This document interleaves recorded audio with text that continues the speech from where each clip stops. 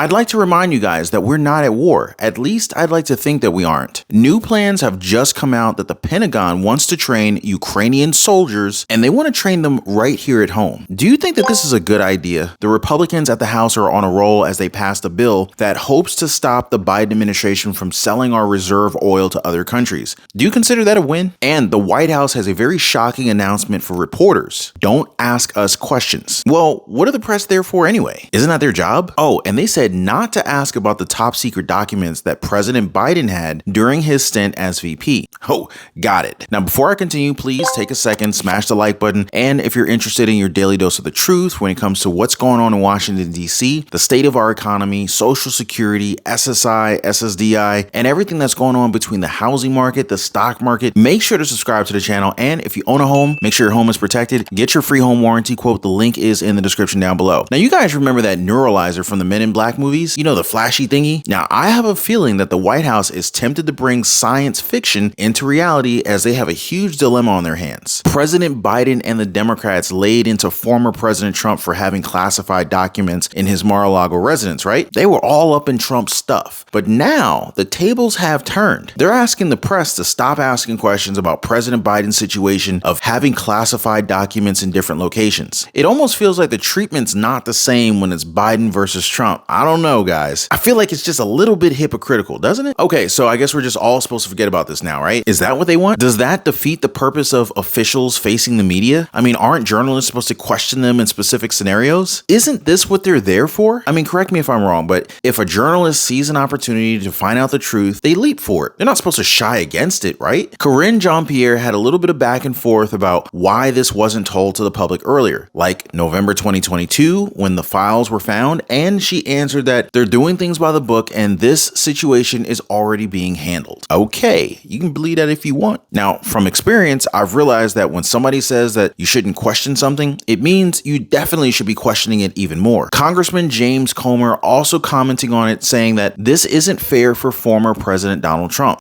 They're clearly out to get Donald Trump.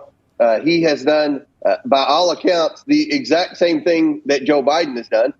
Could be by mistake, but at the end of the day, they raided Mar-a-Lago. They took the security cameras. They went in and searched every room, including Melania's closet at Mar-a-Lago. Right. And here with Joe Biden, we have two different locations that had classified documents. We never would have found out about it had investigative reporters not broken the stories at two different networks.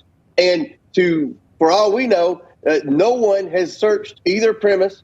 No one has asked for the security cameras. No one is even interviewed to see who all had access to all of these different locations. Now that Congressman Comer said that, Democrats were eager to talk about the possibility of these classified documents being planted in his home office, and wherever else you might hear top secret documents may have been hidden. Representative Hank Johnson had this to say about it, quote, "Alleged classified documents showing up allegedly in the possession of Joseph Biden. I'm suspicious of the timing of it. I'm also aware of the fact that things can be planted on people, things can be planted in places and then discovered conveniently. That may be what has occurred here. I'm not ruling that out, but I'm open in terms of the investigation needs to be investigated," end quote. Now, that last sentence confused me, but I get what he's trying to say. But then again, you know, these documents, they were found in one of the president's garages. Yeah, I don't know, guys. Do you guys believe that he just forgot about these documents, or did someone actually take the time to take these top secret documents from the National Archives and then frame him for keeping these said documents? I mean, how did he even get into this man's garage? I'm pretty sure you can't just walk up to President Biden's home garage and plant some top secret documents, right? Now, others say that this is just one way to get rid of the president so that his spot will be vacant. And it's also why Vice President Kamala Harris has not uttered a single word about this issue. Could this be an indication that the VP is biding her time and waiting for an opportune time to replace President Biden? Was this an inside job? While our troops aren't replacing Ukrainian soldiers in the field, at least yet, we are set to train them here in our country. The Pentagon has recently announced plans to train the Ukrainian soldiers with the Patriot missile system in Oklahoma. But doesn't this further prove the point of Vladimir Putin about Russia fighting NATO and the West instead of Ukraine? This training is expected to last a few months. The House just passed another bill that will go against President Biden's wants. This time, it's regarding the sale of our reserve oil to China. I'm pretty sure you guys remember that, when gas prices were so high, the Biden administration, in their infinite wisdom, thought that it would be a great time time to start selling millions of barrels from the strategic petroleum reserves. Now, the president also saw the sale of oil as a way to make gas prices cheaper at home. I'm not really sure how that's going to work. The price of gas is slowly trickling back up. It's not going up by a massive amount, but it's trending upwards. This has many Americans on edge, as this may again burn a hole in our bank accounts. Red hot inflation can be attributed to the prices, as we know that fossil fuels run our country. Now, this can lead to small businesses filing for bankruptcy,